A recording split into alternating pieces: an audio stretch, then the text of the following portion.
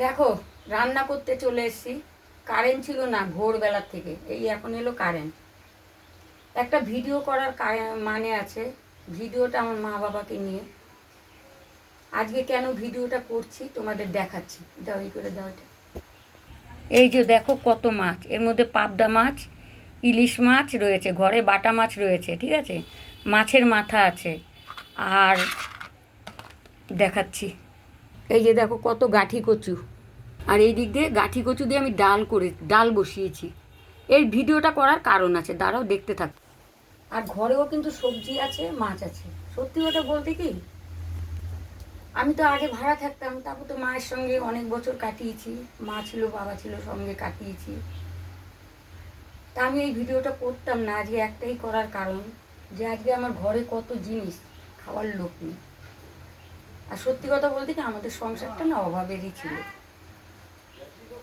তা তোমাদের কাকা বিহারে কাজ করতো, যখন বাড়ি থাকতো থাকতো, যখন না থাকতো আমিও কিছু করতাম।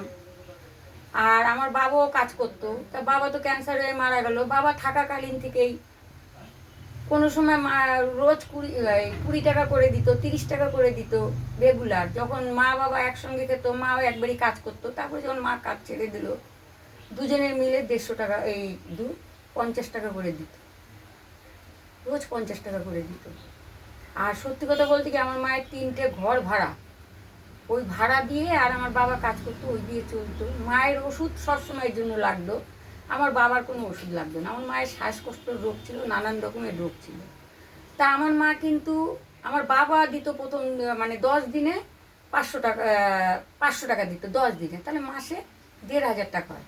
আর আমার মা দিত 500 টাকা, মানে মাসে 2000 টাকা হয়। এই 2000 টাকার মধ্যে আমার মা, আমি চালাতাম ওনাদের সংসার। আর আমার, তোমার কাকা যা পারতো পারতো, আর আমিও যা কাজ করতাম। একটা সংসারে প্রচুর খরচা। কিন্তু আমি কোনো দিনের জন্য আমার মাকে বলিনি যে মা এই টাকায় হয় না, তুমি আরও টাকা বাড়িয়ে দাও। আমি কোনো দিনের জন্য বলিনি। আচ্ছা, বাবা যখন মারা গেল তখনও কিন্তু মা 50 টাকা করেই দিত। মা কিন্তু পয়সা বাড়ায়নি। আমি তাও বলেছি, না মা, বাবা নেই এখন কেন 50 টাকা দেবো। বলছে না, এতদিন তোকে এই টাকাই দিয়ে এসছি। মা তো মারা গেল 9 মাস হলো, 50 টাকা করেই দিত মা।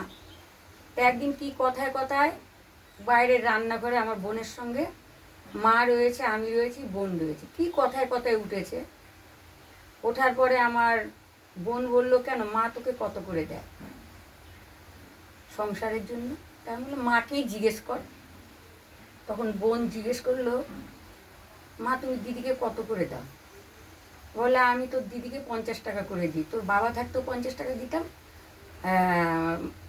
তোর বাবা নেই তাও আমি 50 টাকা, মানে রোজ, তাহলে মাসে 1500 টাকা এই দিতাম। আমার বোন জিভটা কামড় দিল, দিদি কি করে চালাতো।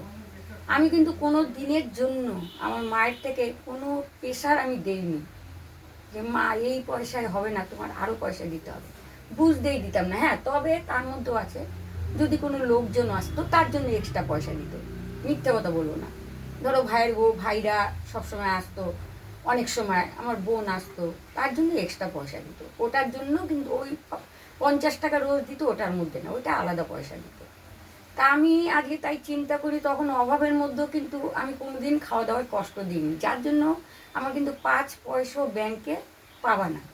আর আমার মা যা জমিয়েছে, আমার মেয়ে এমনি সংসারী, তারপরে বার্ধক্য ভাতার জন্য আমার মা দৌড়াদৌড়ি করেছে। আমি কেক কারখানায় কাজ ছেড়ে দেওয়ার পরও মাকে বার্ধক্য ভাতার জন্য আমি আহ, কি বলে, বারাকপুর এসডিও নিয়ে দৌড়াদৌড়ি করে মার বার্ধক্য ভাতাটা আমি করে দিলাম। তাহলে মা 4,000, মানে 3টে ঘর যে 3,000 টাকা করে পেতো, 1,000 1,000 3,000 3টে ঘরে, আর ওটা নিয়ে 4,000, পরে আবার ঘরগুলো 1200 1300 টাকা করে বাড়ালো।